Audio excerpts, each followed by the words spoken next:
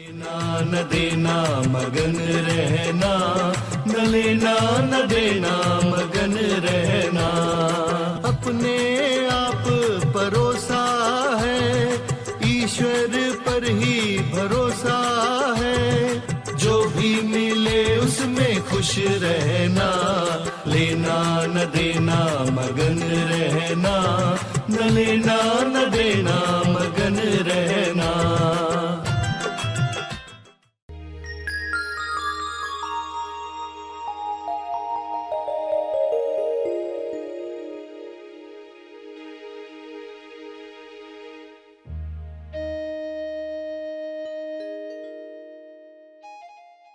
वेद शब्द कहाँ से आए?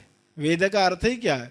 वेदना, वेदना जब होती है यानी तकलीफ, आज हम इसका अर्थ ये लेते हैं ना, वेदना हो रही है यानी अनुभव हो रहा है, शरीर अनुभव हो रहा है। जब शरीर में तकलीफें होती तो अनुभव होता है ना। सभी को शुभेच्छा। हैप्पी थॉट्स तेज ज्ञान फाउंडेशन द्वारा आयोजित ध्यान प्रार्थना बीज बोने के लिए आप सबका स्वागत करते हैं। रोज हम सब मिलकर प्रार्थना करते हैं ताकि हम खुद भी स्वस्थ रह पाएं और जो बीमार हैं उन्हें भी हम अपनी प्रार्थना का बल पहुंचा पाएं। तो आइए ग्रहणशील रहते हैं और इस प्रार्थना का लाभ लेते हैं। सभी आंखें बंद करें। विश्व शांति के लिए सभी प्रार्थना करें। भक्ति के साथ प्रार्थना का कर्म करें। ज्ञान के साथ सही दिशा में प्रार्थना करें। स्वयं को जानकर सभी के मंगल के लिए प्रार्थना करें। सभी आंखें बंद करके बैठें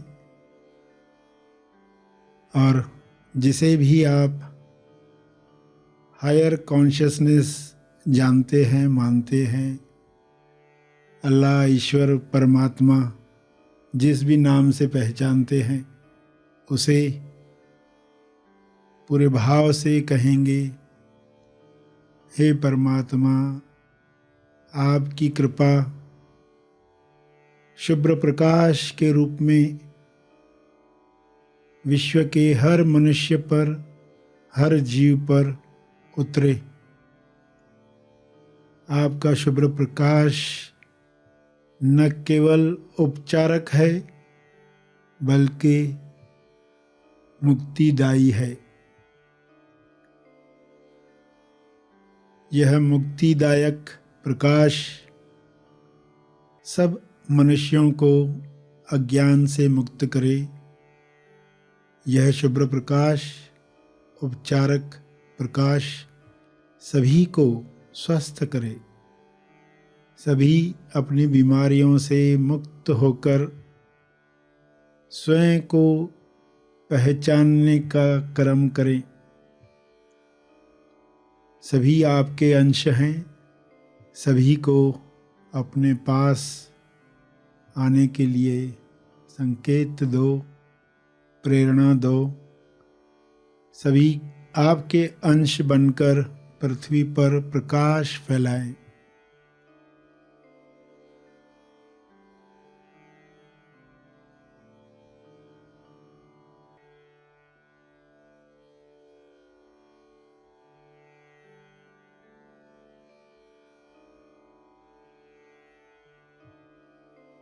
आपके गुण मनुष्य के गुण हैं। ये गुण हर इंसान प्रकाशित करे।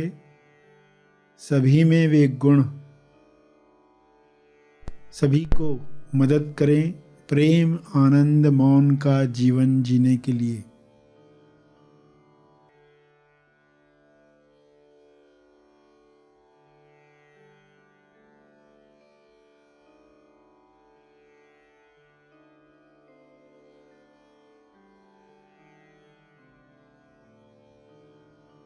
हे परमात्मा, आप भी यही चाहते हैं। मनुष्य आपकी नज़र में सर्वोपरि रचना है। इस रचना में जो भी बीमारियां आई हैं वे समाप्त हो जाएं। जो भी मान्यताएं इंसान में आई हैं वे नष्ट हो जाएं। सभी स्वस्थ हो जाएं। सभी आनंद में भरपूर अभिव्यक्ति करें। एक दूसरे को मदद करें। सभी समृद्धि पाएं। सभी संतुष्टि पाएं। आप यह कर सकते हैं। आप यह कर रहे हैं। आपका बहुत बहुत धन्यवाद है।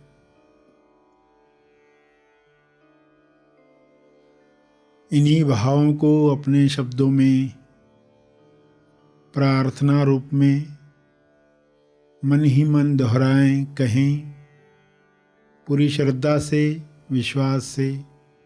यह हो रहा है ऐसा जानकर सभी के ऊपर शुभ्र प्रकाश विजुअलाइज करें। पृथ्वी पर यह प्रकाश सभी को आरोग्य दे रहा है, समृद्धि दे रहा है, सकारात्मक विचार दे रहा है, खुशी से लबालब कर रहा है। ऐसे भावों को, ऐसी तरंगों को, ऐसी किरणों को सब तक पहुंचने में मदद करें, सब तक पहुंचाने में मदद करें।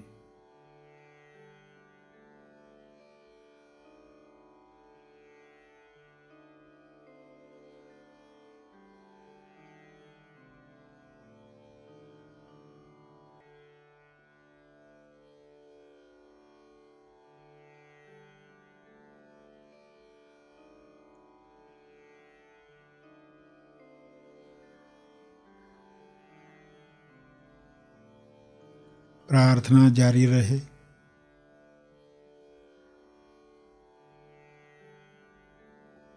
मंगल कामना चलती रहे।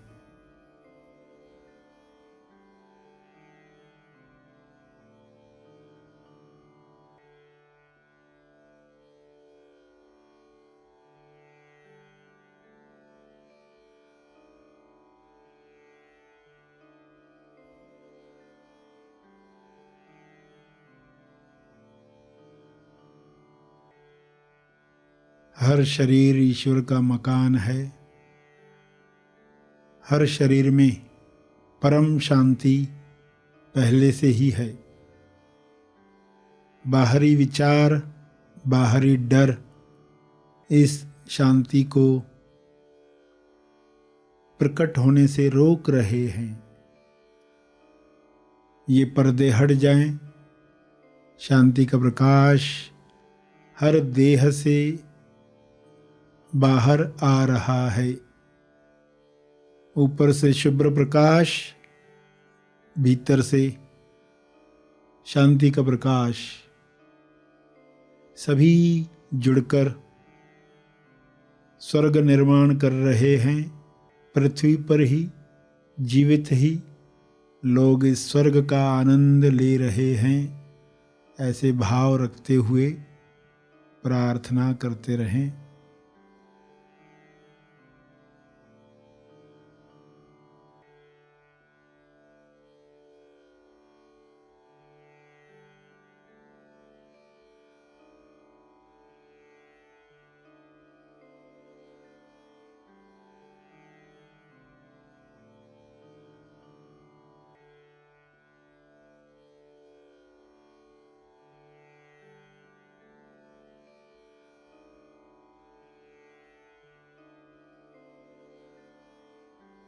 अंत में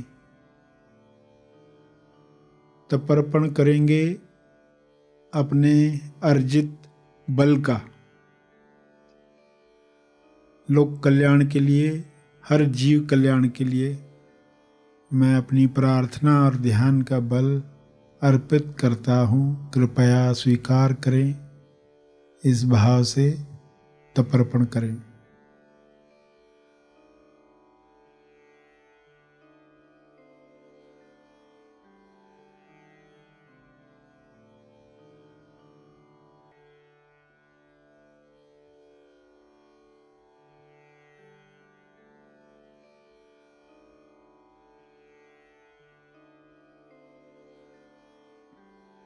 सभी धीरे धीरे आंखें खोलेंगे। आइए सब ग्रहणशील होते हैं एक चेतना संदेश सुनने के लिए।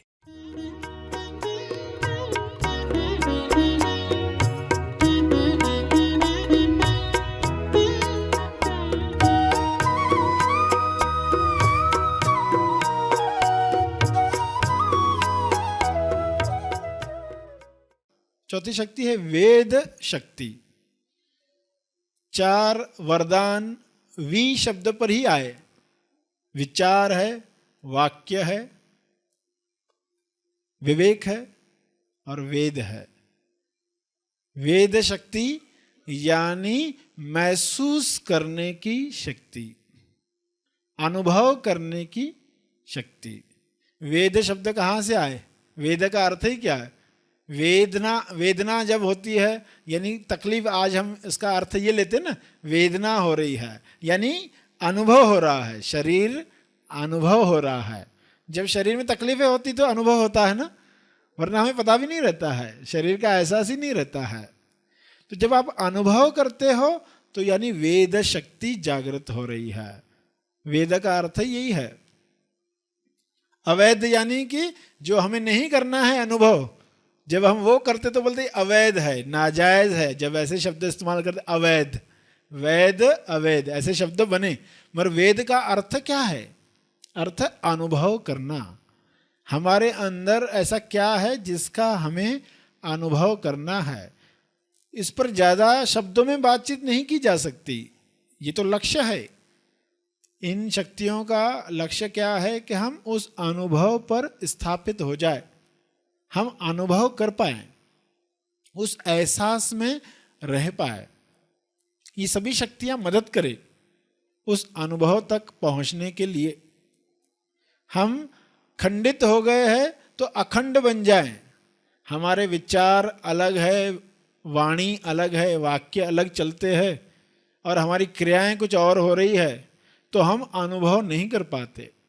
जब हम अखंड हो जाएंगे, हम बच्चों को चुप करवाते हैं, जब आप पढ़ाई कर रहे हो डिस्टर्ब मत करो, क्यों चाहते हैं? ताकि आप कंसंट्रेट कर पाओ। उस अनुभव पर जाने के लिए बाहर की इंद्रियों को जब हम एकाग्रत करते हैं, जब हमारे विचार वाणी एक होने लगते हैं, हमारे भाव एक होने लगते हैं, हमारी क्रियाएं एक होने लगती है, जो हम बोलते हैं वही करते हैं, वही महसूस करते हैं, तो फिर हम अखंड बन जाते हैं। वरना सब कुछ अलग अलग दिशा में चल रहा है तो हम एकाग्रत हो ही नहीं पाते। चौथी शक्ति को जगाना है, उसे वरदान बनाना है, तो क्या करना है? हमें अखंड बनना है, खंडित जीवन बंद करना है। कपट की वजह से हमारा जीवन खंडित हो गया है। तो चौथी शक्ति है वेद शक्ति, जिस पर ज़्यादा बात नहीं करनी है, मगर समझना यह है कि ये अभिशाप कैसे बनती है। जब हम महसूस करना शरीर पर शुरू करते, शरीर के अनुभव को ही असली अनुभव मान लेते हैं, तो ये अभिशाप बन जाता है।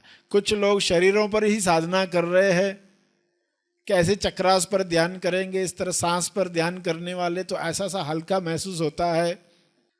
तो ऐसे शरीर पर लोग अनुभव प्राप्त कर रहे, वेदना अनुभव शरीर पर प्राप्त करना चाहते हैं। चौथी शक्ति अभिशाप बन गई क्योंकि असली ज्ञान लुप्त होने लग गया।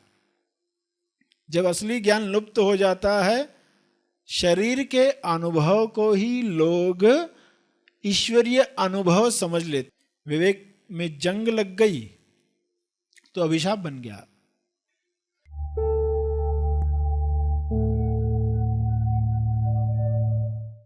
प्रार्थना और मार्गदर्शन का सभी ने लाभ लिया। आइए यहीं पर समाप्त करते हैं, कल फिर मिलेंगे। तब तक के लिए धन्यवाद।